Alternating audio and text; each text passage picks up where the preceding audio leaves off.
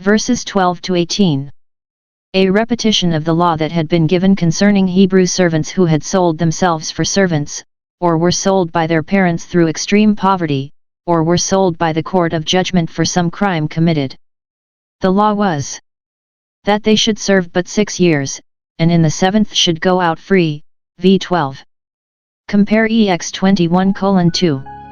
And, if the year of Jubilee happened before they served out their time, that would be their discharge.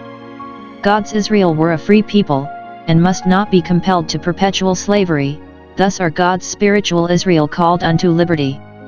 That if, when their 6 years' service had expired, they had no mind to go out free, but would rather continue in service, as having less care, though taking more pains, than their masters, in this case they must lay themselves under an obligation to serve forever, that is, for life, by having their ears bored to the doorposts, v. 16, 17.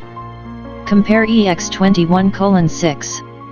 If hereby a man disgraced himself with some, as of a mean and servile spirit, that had not a due sense of the honor and pleasure of liberty, yet, we may suppose, with others he got reputation, as of a quiet contented spirit, humble, and diligent, and loving, and not given to change.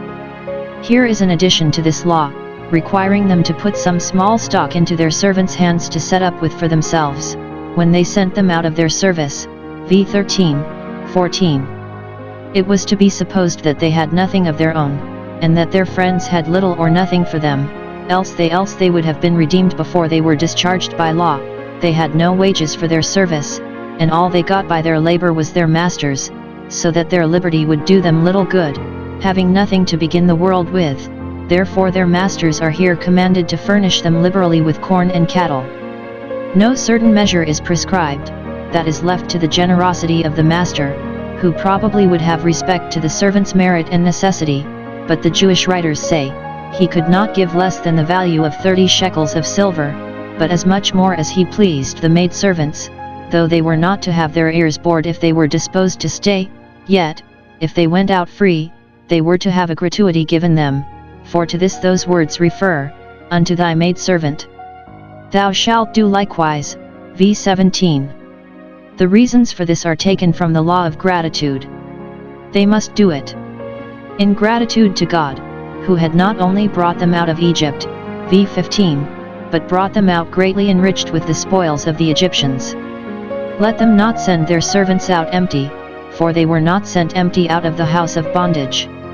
God's tender care of us and kindness to us oblige us to be careful of, and kind to, those that have a dependence upon us. Thus we must render according to the benefit done unto us. In gratitude to their servants, v. 18. Grudge not to give him a little out of thy abundance, for he has been worth a double hired servant unto thee. The days of the hireling at most were but 3 years, Isa 16:14, but he has served thee 6 years, and, unlike the hired servant, without any wages. Masters and landlords ought to consider what need they have of, and what ease and advantage they have by, their servants and tenants, and should not only be just but kind to them.